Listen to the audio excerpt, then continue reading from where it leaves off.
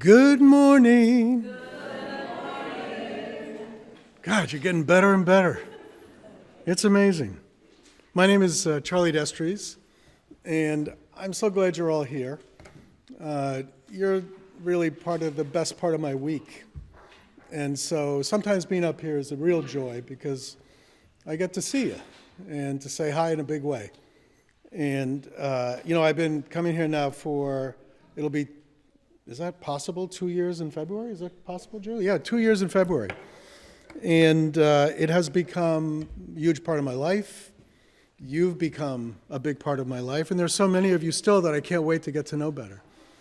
It's a nice thing, especially after the pandemic and the COVID thing and all the stress in our world, that we have a place where we could bump into people that we really like and who like you. And that's unusual. And so it's a real gift to find a community like this, which, as I've said many times, I never ever thought I'd need. I never thought I'd want it. But boy, when I bumped into it, I sure saw it.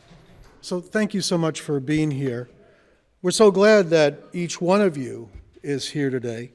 If you are a newcomer, we really hope that you'll keep coming back and make this place, your community, place where you want to go.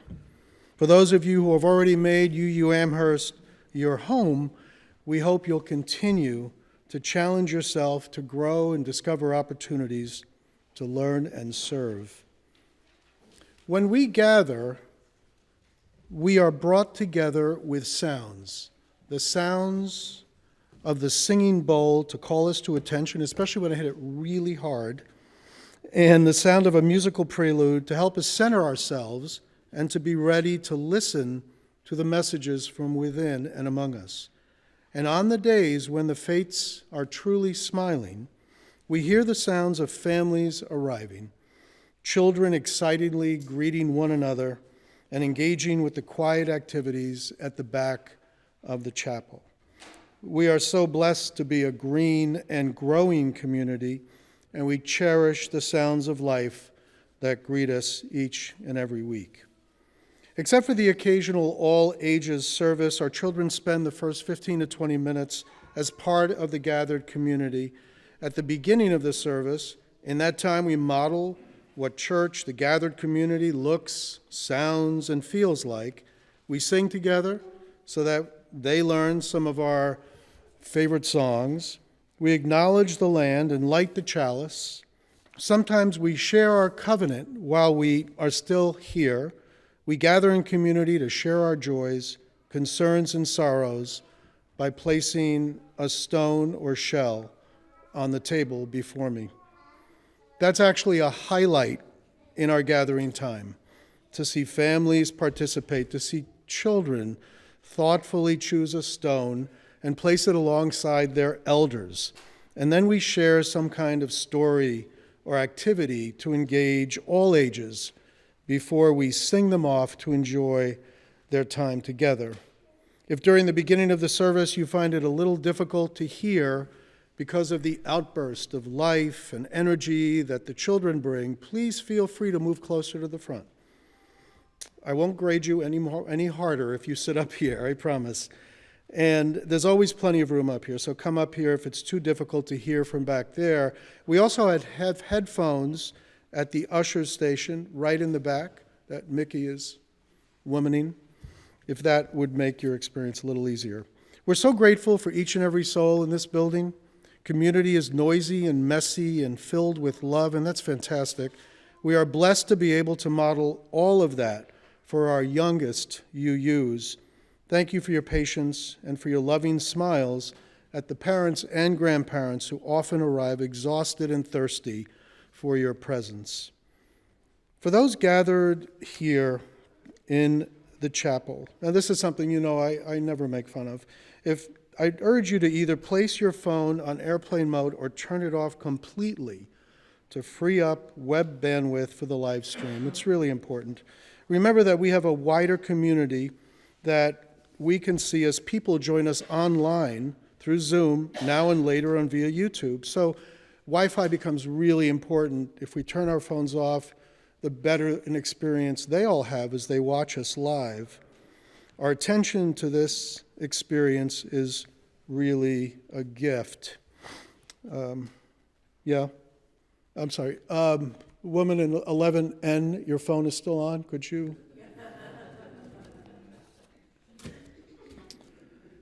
Everything about our time together has been carefully crafted to create a cohesive experience. So let yourself relax and be fully present to what sounds unfold around you and within you. You are safe here. You're among friends. You know, it's funny, even if you don't know some of the people sitting around you, trust me, you're among friends. It's this wonderful feeling. Whoever you are, wherever you came from, whoever and however you love, you're welcome here. Today our minister is out of the pulpit, and we are glad to have John Snodgrass, a well-loved guest speaker, in the pulpit. This is amazing about John. John has written and published 16 books, and I've learned he types with 2 fingers. Imagine that, 16 books, 2 fingers. That's a lot of typing. On top of that, he's an accomplished musician, and he can sing too. But the real question is, can he yodel? We don't know. So please join me in welcoming John as he offers a word of welcome.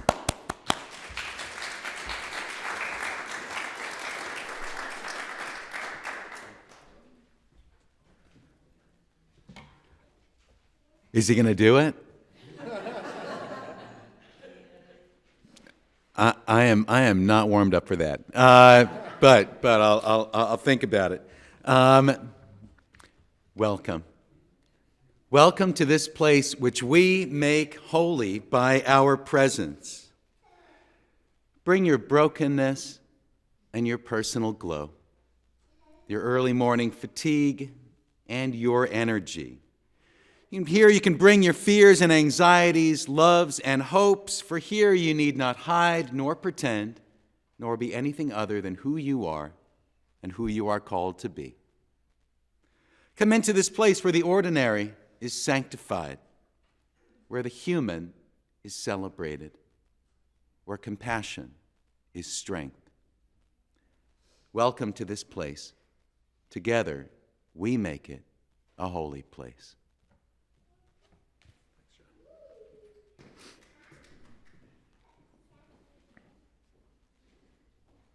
Our gathering music this morning can be found in the gray hymnal, number 346, Come Sing a Song with Me. Please rise in body and spirit and everything you've got as we sing this song. All right, sure. That's what it says. Where is it? You can see that far away. I know. Oh, there it is. I'll follow you.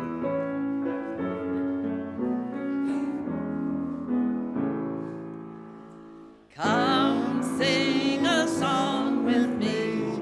Come sing a song with me. Come sing a song with me, that I might know you're mine. And I'll bring you home when home is hard to find. And I'll bring a song of love and a rose is no winter time. Come dream a dream with me. Come dream a dream with me. Come dream a dream with me, that I might know you're mine. And I'll bring you home when hope is hard to find. And I'll bring a song of love and a rose in the winter time. Come walk in rain with me. Come walk in rain with me. Come walk in rain with me, that I might know you're mine. And I'll bring you home when hope is hard to find. And I'll bring a song of love and a rose in the winter time. Come share a rose with me. Come share a rose with me. Come share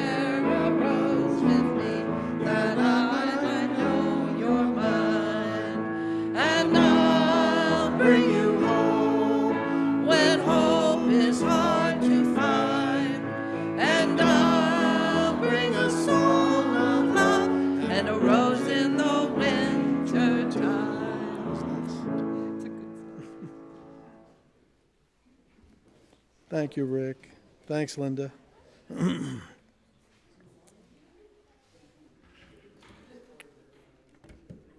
Well done, by the way. When we gather, we employ the elements of water and fire to create the sacred space where we can be fully present. We begin with an acknowledgement that our church is built on holy ground, land that was nurtured and cultivated by those who came well before us. Lori Hickson is here to do us the honors of the lighting and the pouring of the favor. We offer this libation as our giveaway as we honor the struggle of all people seeking justice and peace. We seek the courage and wisdom to heal the wounds of the past and build a better future story with all our neighbors and fellow creatures. Once we have acknowledged that this land does not belong to us, we belong to the land. It is our custom when we gather to light a chalice. The chalice is a cup or a vessel that symbolizes the gathered community. The flame represents the spark that each one of us brings to represent the light of truth, the warmth of community, and the fire of our commitment to bring more compassion and justice to this world. Please join me in our chalice lighting words. We gather this hour as people of faith with joys and sorrows, gifts and needs. We light this beacon of hope, sign of our quest for truth and meaning in celebration of our life we share together. Each week we bring our whole selves into this sacred time, our joys, concerns, and sorrows. The table where we gather is at the center of the space, a symbol for the community that is the heart of UU Amherst. Often this portion of the service is conducted by Reverend Michelle. Yet, as a faith community that puts in a high value on democratic process and congressional unity, we recognize that any one of us can be empowered to call the circle, to invite us into a deeper way of being. I invite you to come forward and place a stone or a shell on the table labyrinth in recognition of all that you bring and all that you are. May we remember that we are called to heal and bring love to the broken places. I place a stone at the end of this. Once we come up and put our stones on the table, you're welcome to come up.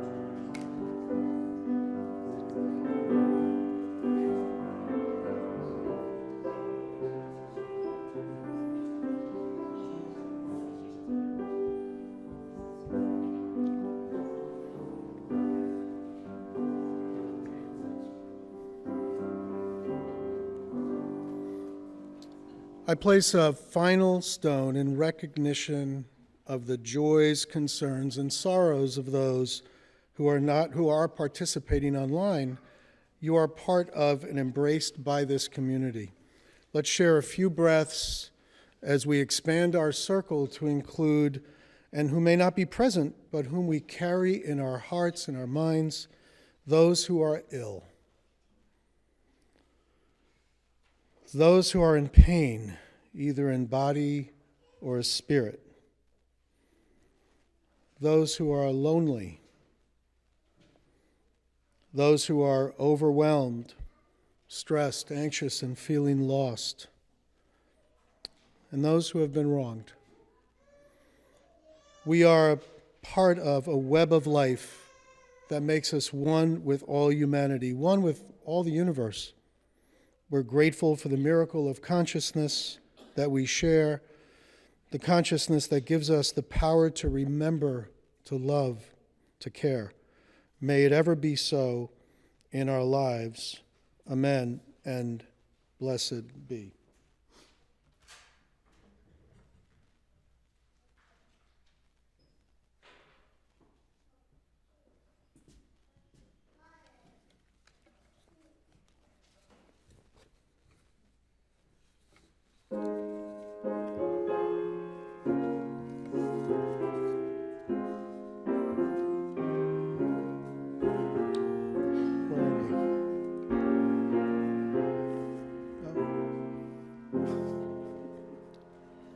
Find the stillness, hold the stillness, let the stillness carry me.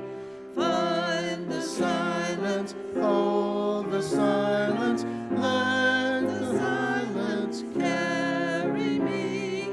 In the Spirit, by the Spirit, with the Spirit giving power, I will find a true harmony. It's a tough one.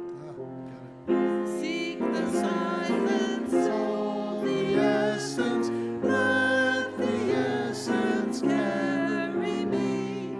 Let me flower, help me flower, watch me flower, carry me.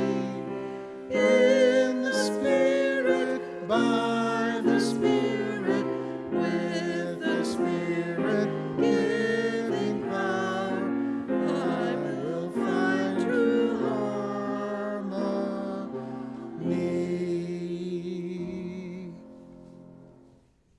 And now, John Snodgrass for A Time for All Ages. John.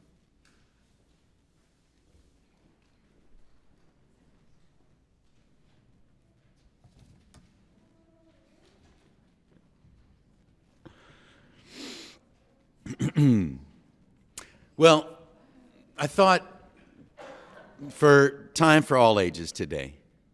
Yes, and I'd like to welcome the children if you'd like to come up. Is this, yep. All right. I'm going to share a little story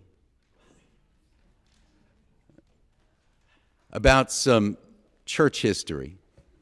There was, in the medieval European Catholic Church for about 400 years, every January 14th, they would celebrate what they called the Mass of the Donkey. That's pretty much what they called it. The Mass of the Donkey. And they would do this, and if you can imagine this, so every year on January 14th, people would come into the church, and they would do a whole church service, but when people walked in, they would bring a live donkey into a church. And the donkey would get to walk all around the aisles, and the donkey was kind of allowed to do whatever donkeys do. And they would have this church service with the donkey, and when the service leader said something, the congregation, instead of saying, amen or hallelujah, they would say hee-haw.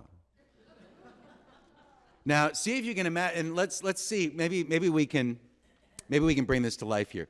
So if I were to say, like, good morning, you would say what? Hee-haw. Hee-haw. And if you can, and people found this to be so much fun, and they did it once a year, like I said, for about 400 years. So I'm going to tell a little story, and then you can do the traditional Mass of the Donkey response. I don't have a good donkey story right now. Okay. So there was a lady who took a trip to Africa, and she brought her little dog with her. And when they got off the boat, the little dog was so excited to go and be a little dog that it ran off into the bushes. And once it finished its, dog business, it found this wonderful pile of bones. And so the dog started chewing on this bone. And as it was chewing, it picked up this scent on the wind and realized that a leopard was coming. And this little dog was so scared, knowing that this leopard was coming. But the dog thought fast, and it looked at the bone in its mouth, and then it said real loud, "Well, that sure was a tasty leopard that I just caught, and I wish that I had another one right now." And that leopard, who had been stalking up, went stalking away quietly. But a monkey who had seen the whole thing ran and caught up with the leopard and said, "That little dog fooled you. I saw it found those are not even leopard bones. You should go back and really show that dog who's who around here." And the leopard said, "That makes me so mad." The monkey said, Hey, listen, since I told you about the dog, can I watch?" And the leopard said, Yeah, hop on my back, I'll take you. So the dog was there chewing on this bone, and then it smelled a leopard and a monkey. And the dog was really scared and had to think really fast. And then the dog said real loud, "Where is that monkey? I sent him to get me another leopard to eat." That's right. So now let's do the traditional response. What would we say? That's right. And I got to say, like I said, the medieval church did this for about 400 years, and then in the 1400s, they canceled it. And they stopped doing it. And then I have to wonder, being a church historian, just a few decades later came the Protestant Reformation. And so I have to wonder if maybe canceling this yearly chance to laugh in a church, maybe if they hadn't done that, there would not have been the Protestant Reformation. But then again, if there hadn't been a Protestant Reformation, there wouldn't be Unitarian Universalism. So they canceled the Mass of the Donkey, and we can benefit from that here today. So thank you, and can I get one last hee-haw? Good. All right. Thank you. And now, let's sing our children to their activities. It should be up on the slide.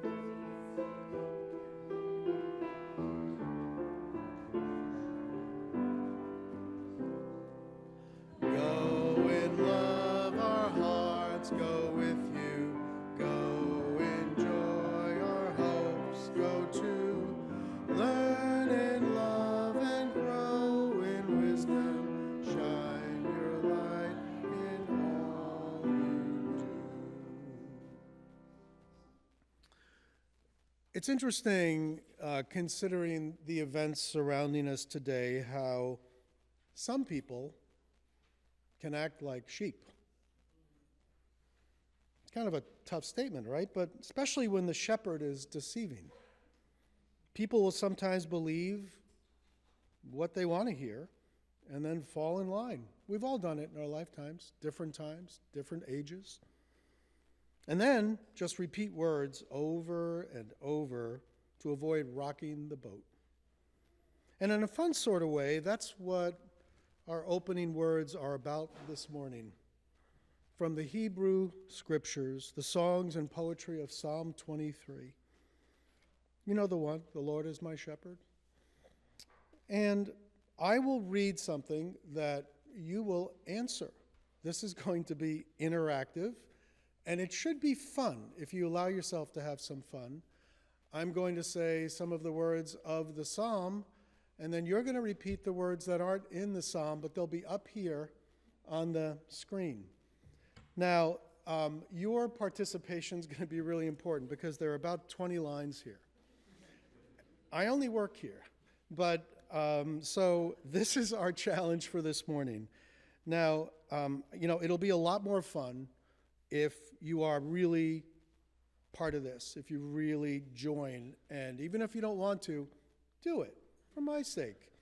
It'll be a lot more enriching if you put it up there with gusto. And Michelle told me not to tell you guys this, but we are also in the running. This is like an audition for a reality TV show on TV. So I didn't want to say that. The cameras are around here somewhere. They don't even tell me where they are. So be crazy. Are you guys ready? Just say hee-haw. Hee-haw. Yeah. All right. So I'm going to start, and on the screen it'll say 1. That's me. And I'm going to start with the original starting of Psalm 23, and then what'll come up on the screen is all, and that's you. So we're going to go through it and just do it. Here we go.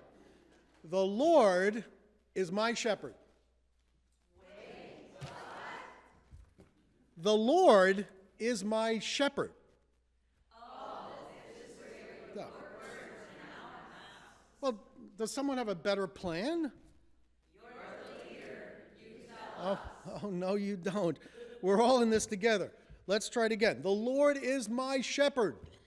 We are not sheep. You're making this really unreasonably difficult. That's our job. He makes me lie down in green pastures. Nobody can make us do anything you want to do. So, some fancy words here about still waters and guidance. You probably don't much care for that either, I guess. We like the next card. Read the next card. Yeah. Though I walk through the valley of death, thou art with me. Thy rod and thy staff, they comfort me.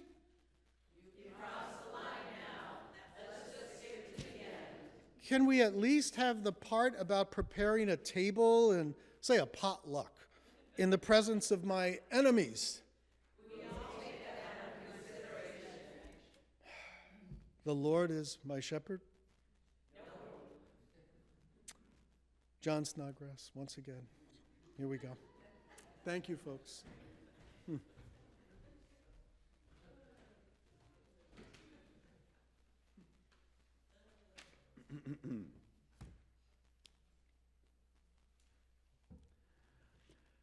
There's an old legend that the indigenous peoples of South America, upon first seeing the Spaniards arrive in their ships, thought they must be some kind of gods.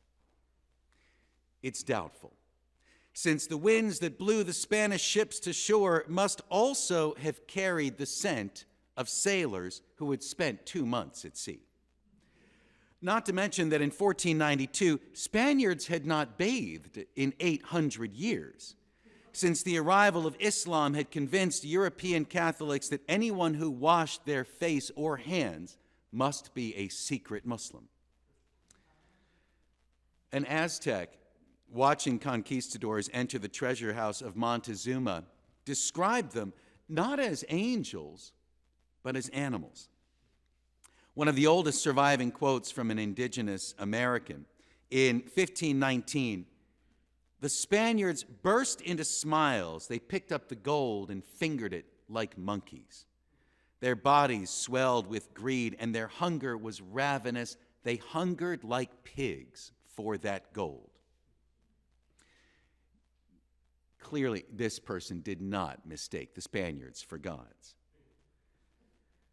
But they must have found the horses pretty impressive, since there had been no horses in the Americas for 20 or 30,000 years.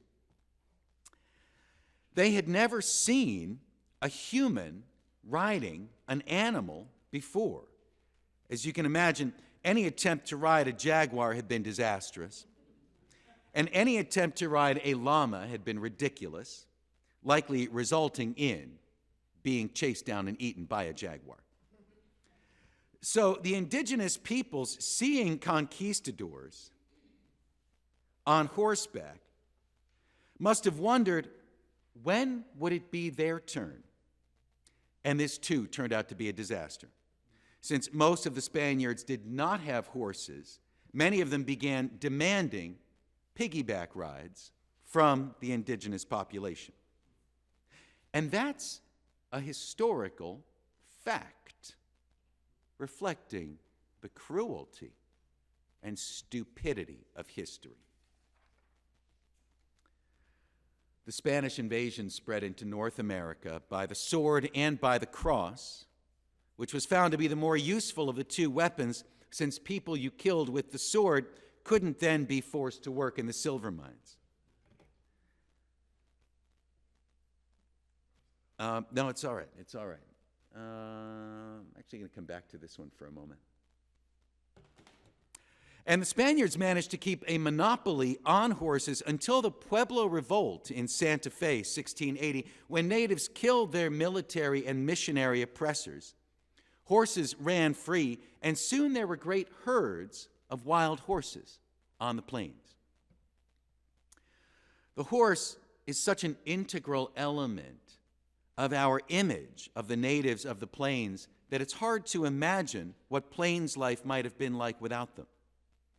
The natives had long cultivated large wolf-like dogs who could pull luggage sleds, not an Alaskan ski sled, more like a medical stretcher, with the back handles kind of bouncing around as they were pulled.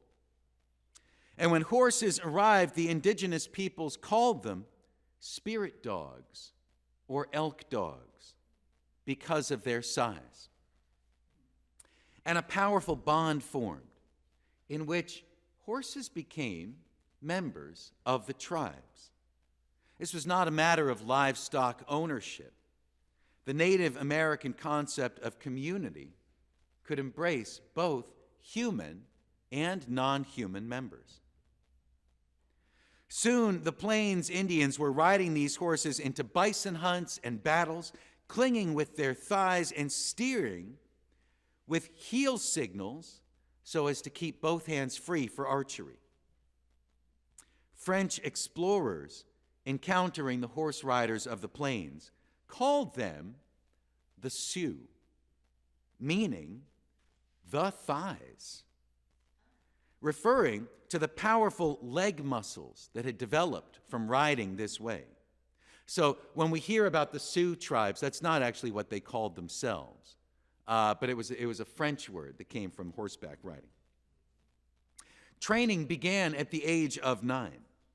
As Black Elk recalled, the most popular game for teenagers on the plains was called throwing them off their horses, where young warriors learned how to charge into the center of a circle, knock each other down, and it was an important lesson about how to recover quickly from a rough landing and remount before getting trampled. In the 1860s, the victorious veterans of the Civil War were shoved out into the plains to go fight the natives, and they were horrified to find that their muskets and cannons were useless against these naked, horseback-riding warriors who tore their neat battle lines to pieces. Stories traveled back east, and soon the Wild West Stunt Show was born, a sort of traveling carnival in which Native Americans put on daring displays of death-defying feats. When the movie camera was invented, one of the very first films made was of Native Americans riding horses, which became a staple of Hollywood movie making, Cowboys and Indians. It was all pretty racist in terms of plot and characters. But the main draw for audiences was the action. People still wanted to see Native American horse riding.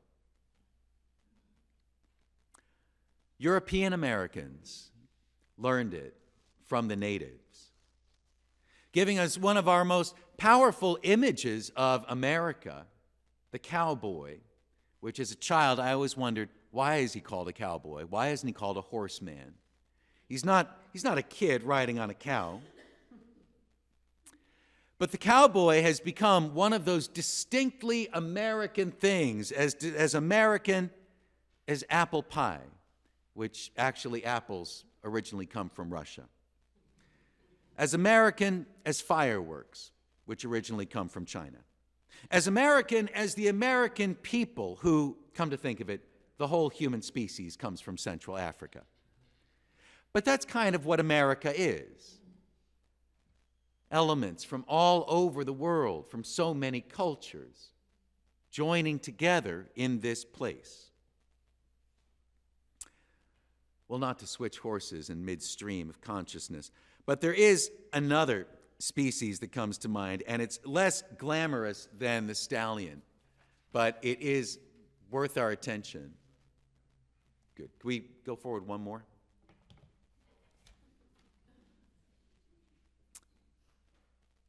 Because I've been thinking about the donkey this morning. You know, there's a classic fable in which a lion, a donkey, and a chimp agree to go looking for food and that they will equally share everything that they find. So they go their separate ways, and at the end of the day, they've got this big pile of food between them. And the lion says to the donkey, now it's your job to divide it up. And remember, we said fairly. So the donkey meticulously measured everything up and made 3 piles equal down to the last grain of wheat. So what do you think? Asked the donkey to the lion, who immediately killed the poor donkey and threw it on a pile. Now you, said the lion to the chimp. Now you divide it up. Remember, fairly. So the chimpanzee thought for a moment, heaved it all into one big pile in front of the lion, pulled out a single grain of wheat for himself. Ah, said the lion, where did you learn to divide things so fairly? The chimp responded, I learned it from the donkey. Thus we get the expression, the lion's share. It comes from that old story. There's a lot we can learn from donkeys. For example, in 1971, my father was riding a motorcycle across Kenya when he was nearly killed in a collision with a donkey. He never got on a motorcycle again, and if you asked him why, he would say something like, I learned it from the donkey. Which is doubly true since if a motorcycle crash with a Kenyan donkey doesn't kill you, you may next find yourself being eaten by a lion. It's hard to talk about donkeys without using the A word. But I'm going to do my best here. It's also hard when you need a favor and someone uses the expression, that's a pretty big ask, not to answer, it's as God made it, since the phrase big ask does not actually make any sense. And it's darn near impossible to talk about the Bible without using the D word or the H word or occasionally the BS word. But we've all got to try, even though the story I'm about to share uses the A word 12 times in just 10 verses. I'm going to clean this up since there are words I won't use in a church unless something really heavy falls on my foot. And I know what you're thinking, Jesus triumphantly riding the donkey into Jerusalem, which seems like the donkey's big moment in the Bible, but it's not. The whole parade of palm fronds and the donkey is clearly a political satire on Roman invader Pompey Magnus riding into Jerusalem on a chariot surrounded by sword and spear-wielding centurions. So the donkey in the Palm Sunday story is the butt of the joke. And now the donkey is the butt of this other joke, since I said a butt, but really it's a donkey. But the greatest But the greatest lesson we learn from a donkey is in the Torah. And I've got to give a trigger warning here, since this story contains both road rage and some animal cruelty, but everyone's all right in the end, and a valuable lesson is learned. In the biblical book of Numbers, a prophet named Balaam is sent to curse the Moabites, and either curses them too hard or not hard enough, and he kindles the anger of God. So he has to go back and do the curse again. He saddles his donkey and rides toward Moab, when suddenly the donkey sees an angel in the middle of the road, sword drawn. And let's remember here, this is the Old Testament, where angel doesn't mean some pixie wearing bed sheets and playing a harp. It generally means a supernatural assassin. In this case, an assassin who's invisible to Balaam, but can be seen by the donkey, which is fascinating since, for one thing, the donkey's eyes are on either side of her head, not in front. But what's even more fascinating, this means that it's the only time in the Bible when we, the readers, see a story from the animal's perspective. So the donkey sees this sword-swinging spirit in the road, tries to turn aside, and Balaam whips the donkey. She keeps going. Twice more she sees the angel, and twice more he thrashes her until finally she stops. And in the book of Numbers, chapter 22, verse 28, the Lord opened the mouth of the A word, and she said to Balaam, "What have I done unto thee, that thou hast smitten me these 3 times?" So not only can she speak, but she is Shakespearean in her use of the King's English. I'm kidding here, since this is, of course, a translation. Originally, the donkey spoke Hebrew. Balaam stammered back, "Because thou hast mocked me, and I wish there were a sword in mine hand, for now I would kill thee." And she said unto Balaam, "Am I not thine, A word, upon which thou hast ridden ever since I was thine unto this day? And did I ever do so unto thee?" And he said, "Nay." Wonders never cease. Not only can this donkey wax Shakespearical, but now the prophet Balaam can magically speak horse. Nay. And as we read in Scripture, then the Lord opened the eyes of Balaam, and he saw the angel of the Lord standing in the way. And the sword was drawn in his hand, and he bowed his head. Balaam fell flat on his face, and the angel of the Lord said unto him, "Wherefore hast thou smitten thine donkey these 3 times? Behold, I went out to withstand thee, because thy way is perverse before me, and the animal saw me and turned from me these 3 times. And if she hadn't, surely now I would have slain thee and saved her alive." So Balaam apologizes and continues on his way until he reaches his destination and swears that only the word that God putteth in my mouth, that shall I speak. Which, of course, begs the question, wouldn't his audience have been 100 times more impressed to hear it straight from the horse's mouth? By which I mean the donkey's mouth. Instead of this guy Balaam, who everybody already knew was kind of a horse's A word anyway. More important, the donkey in this story is a prophet, in the sense that she successfully delivers a message from God, making her one of the only female prophets in the Bible, and also the only talking animal who's not a, reptile, the famous snake in Eden. And not only does she teach Balaam, but she also saves his life 3 times, since the angel says that he'd have killed the rider with that sword if the donkey hadn't been so polite. And now Balaam's really embarrassed, since he said that thing about if he'd had a sword, he would have killed the donkey right there on the road.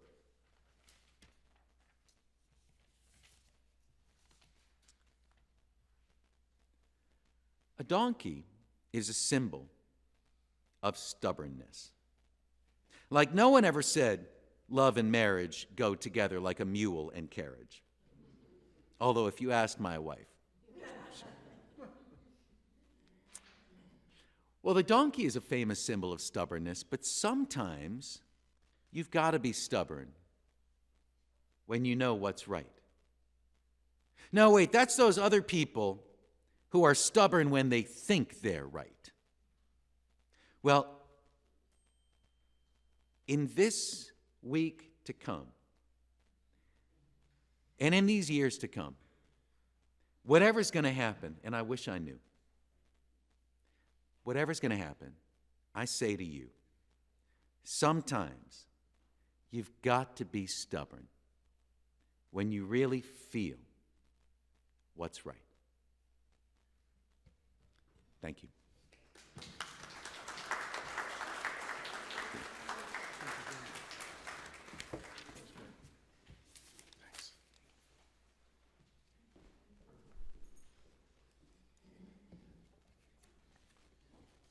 Our song in response is in the Gray Hymnal, number 311, Let It Be a Dance.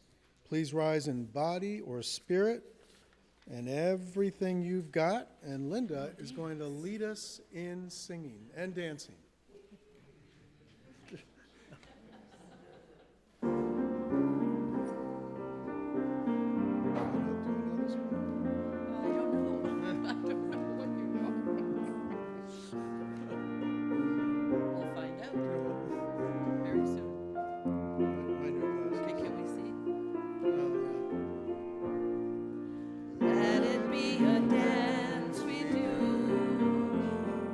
May I have this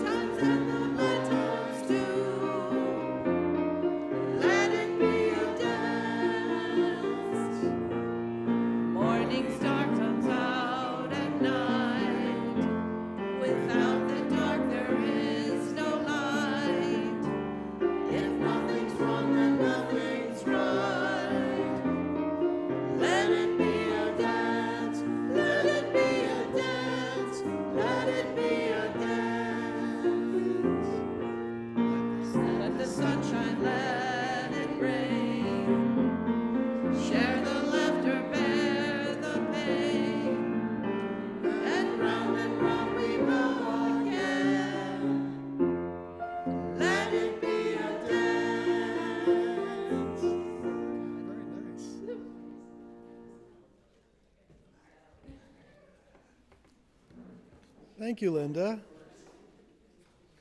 The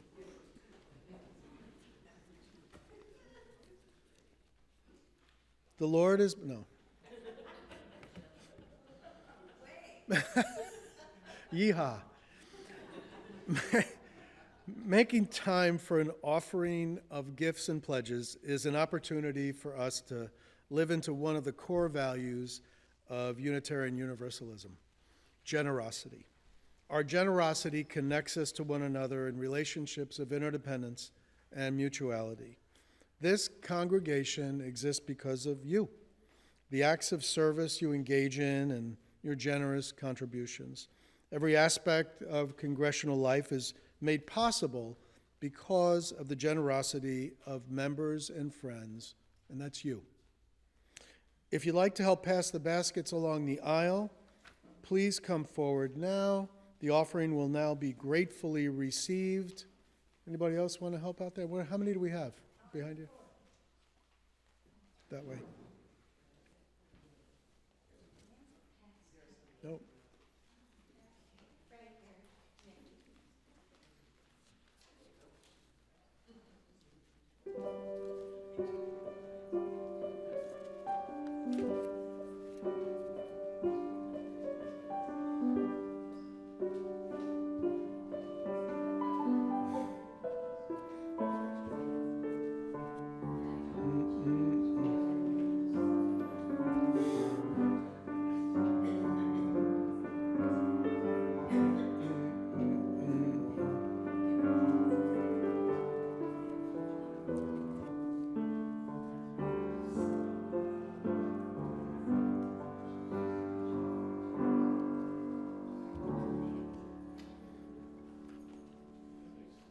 And Laurie Hickson's going to help us with the chalice.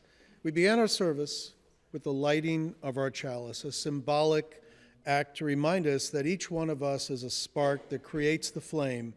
Each one of us brings to represent the light of truth, to bring the warmth of community and the fire of our commitment, to bring more compassion and justice to the world.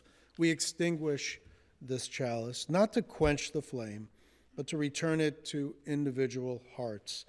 Please join me as we extinguish our combined flame and accept a renewed flame in your own heart, that each of us might bring more light and love to a dark and hurting world. We extinguish this flame, but not the light of truth, the warmth of community, or the fire of commitment. These we carry in our hearts until we are together again. Thank you, Linda. Laurie, as our service draws to an end, our service to the world is ready to begin. I hope you're planning now to attend our 70th anniversary festivities next weekend, November 9th and 10th. Tickets for Saturday's dinner are available for purchase during coffee hour right after our service, right in the back room. Today is the last day to purchase tickets. Our annual Generosity and Stewardship campaign has also begun. You can find pledge forms on the coffee table in the lobby. Aside from occasional grant money for special projects, UU Amherst is completely self-sustaining and self-funding. You can be part of the building of the foundation for the next 70 years through generous contributions and faithful stewardship. It's really important. It's funny, I just turned 70, so when this place was born in 54, so was I.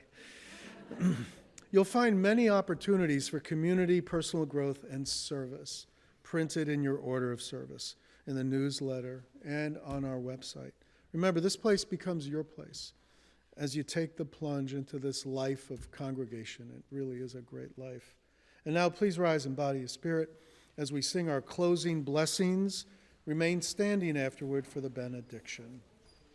This is my favorite song.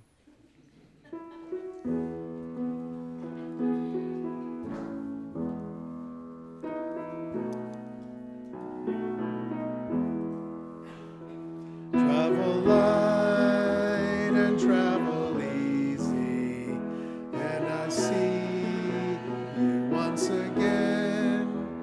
Travel light and travel easy, and remember